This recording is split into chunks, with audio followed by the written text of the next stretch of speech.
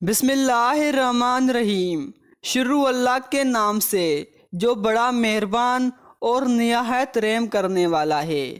Medicine voice کے دیکھنے والے پیارے دوستو، السلام علیکم۔ محترم ناظرین، آج کی اس ویڈیو میں ہم پیش کرنے جا رہے ہیں ایک ایسا واقعہ جس سے سن کر آپ حیرت میں پڑ جائیں گے۔ یہ واقعہ ہے ایک شرابی کی قبر کا اور اس قبر پر بھونکنے والے کتوں کا۔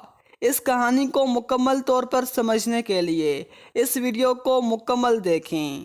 محترم ناظرین، ایک نوجوان گاؤں سے باہر ایک فیکٹری میں ملازمت کرتا تھا، تو لہٰذا اسے گاؤں سے نکل کر فیکٹری جانے کے لیے خود سفر کرنا پڑتا تھا۔ یہ کسی بھی گاڑی یا سواری کا سہارا نہیں لیتا تھا، بلکہ روزانہ ہی اپنے کام پر پیدل جاتا تھا۔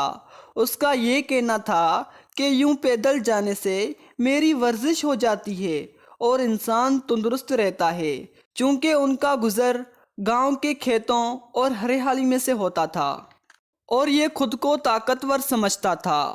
گاؤں کے باہر جانب ایک قبرستان بھی موجود تھا، چنانچہ یہ باہر سے گزرتا اہل قبول کو سلام بھی کرتا تھا اور ان کے حق میں دعا بھی کرتا تھا۔ لیکن دوستو، پچھلے 3 دنوں سے ایک عجیب و غریب واقعہ پیش آ رہا تھا جو ان کو سمجھ نہیں آ رہا تھا۔ اس معاملے کی آخر وجوہات کیا ہے؟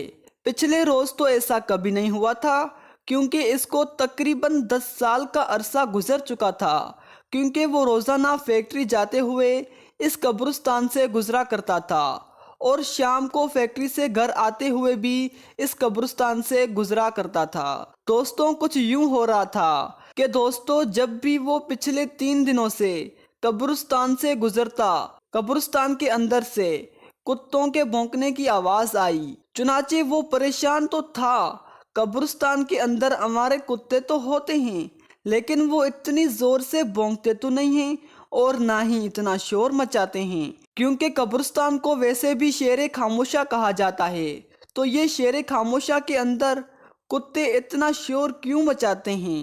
اس کی پریشانی روز بروز بڑھتی جا رہی تھی۔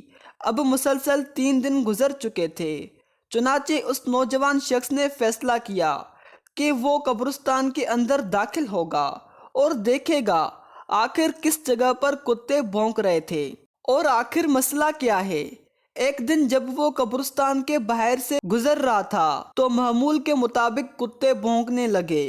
تو جیسے ہی وہ شخص قبرستان کے اندر داخل ہوا تو اس نے دیکھا کہ 4 روز پہلے جس شخص کو وہاں دفنایا گیا تھا، اس کی قبر پر کتوں کا ایک لشکر بھونک رہا تھا۔ وہ بڑا پریشان ہوا اور وہ یہ جاننا چاہتا تھا کہ 4 روز تو پہلے ہی اس شخص کو یہاں دفن کیا گیا تھا، تو ایسا کیا معاملہ پیش آ گیا کہ کتے اس کی قبر پر بھونک رہے ہیں۔ اس نے یہ فیصلہ کیا کہ آج شام گاؤں جا کر بزرگوں کی پنچایت میں اس معاملے کے بارے میں بات کرے گا کہ 4 روز پہلے جو شخص اس دنیا سے چلا گیا تھا، اس کی قبر سے گزشتہ 3 دنوں سے کتے بھونک رہے ہیں۔ چنانچہ دوستو، جب وہ شخص شام کو فارغ ہو کر گھر آتا ہے تو آ کر تمام باتیں اپنے گاؤں والوں کے سامنے پیش کرتا ہے۔ تو اس کے بعد دوستو، کیا قبر کو کھولا گیا؟ اگر قبر کو کھولا گیا تو اس کے اندر سے کیا مناظر دیکھے گئے؟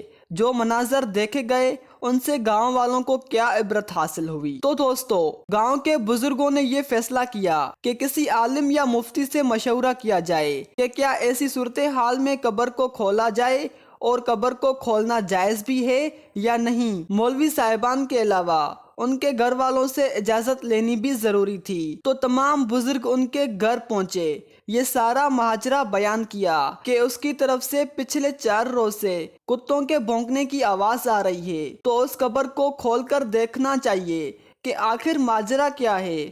تو اس شخص کے بھائی نے کہا، اگر آپ کھولنا چاہتے ہیں تو آپ کو اجازت ہے میری طرف سے، البتہ میں آپ کے ساتھ نہیں چلوں گا۔ آپ اکیلے جا کر اس کی قبر کشائی کر سکتے ہیں اور دیکھ سکتے ہیں کہ اندر کیا معاملہ پیش آ رہا ہے۔ پر ان لوگوں کے لیے یہ حیرانگی کی بات تھی کہ ایک بھائی سگے بھائی کی قبر کشائی کے موقع پر وہاں موجود نہ ہونے کے حوالے سے کہہ رہا تھا۔ لوگوں نے ان کی بات پر زیادہ توجہ دینے کے بجائے یہ سوچا کہ پہلے قبر کھول کر دیکھا جائے کہ ہو سکتا ہے کہ وجوہات سامنے ہو جائیں، اور یہ بھی ہو سکتا ہے کہ دونوں بھائیوں کے بیچ کوئی انبن ہو، اس لیے اس نے ایسا بیان دیا ہے اور ایسی باتیں کی ہیں۔ چنانچہ وہ لوگ تو قبرستان آ گئے، ایک بڑا ہجوم قبرستان میں موجود تھا اور کھدائی کا سامان بھی وہاں موجود تھا، لہٰذا یہ فیصلہ کیا گیا کہ اب قبر کوشائی کی جائے۔ اس قبر کو کھولنے کا کام شروع کر دیا گیا تو وہ کتے گزشتہ 3 دنوں سے وہاں موجود تھے اور مسلسل آس پاس بٹلاتے رہے۔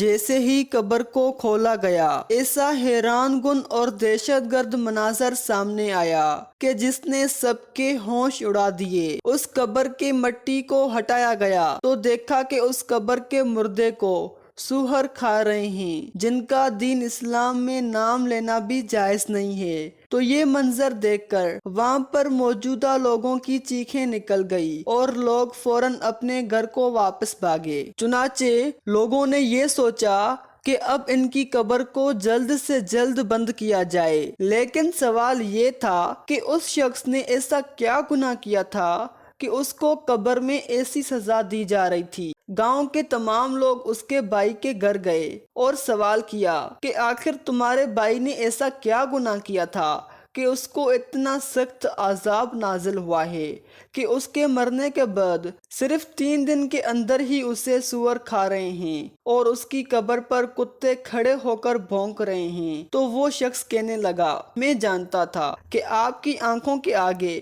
ایسا ہی کوئی منظر آئے گا، اس لیے میں نے آپ کے ساتھ جانے کے لیے انکار کر دیا تھا، کیونکہ میں اس کی وجہ جانتا ہوں۔ لوگوں نے سوال کیا کہ بتاؤ آخر اس کی وجہ کیا ہے؟ تو اس نے کہا کہ میرا بھائی کوئی شریف آدمی نہیں تھا، وہ دراصل ایک شرابی آدمی تھا۔ وہ سارا دن شراب میں مبتلا رہتا تھا، اسے نہ گھر کی پرواہ تھی نہ ہی گھر والوں کی پرواہ تھی۔ اس کی زندگی کا مقصد صرف عیاشی کرنا تھا، یہاں تک کہ وہ اپنی ماں کو گالیاں دیتا تھا، اپنے باپ کو مارتا پیٹتا تھا۔ جب اسے شراب خریدنے کے پیسے نہیں ملتے تھے، وہ اپنی بہن کو بیچنے کے لیے بازاروں تک جایا کرتا تھا۔ اس کے اتنے بڑے گناہ تھے جس کی وجہ سے اسے قبر میں وہ سخت عذاب سے مبتلا ہیں۔ ہم جانتے تھے اس کا آخر یہی حال ہونے والا ہے، اس لیے اسلام میں شراب کو حرام قرار دیا گیا ہے۔ ایسی معلومات ویڈیو دیکھنے کے لیے ہمارے چینل میڈیسن وائس کو سبسکرائب کریں۔ اس ویڈیو کے ساتھ میڈیسن وائس کو اجازت دیجیے، پھر جلد ہی ایسی معلومات ویڈیو کے ساتھ ملیں گے۔ تب تک کے لیے خدا حافظ۔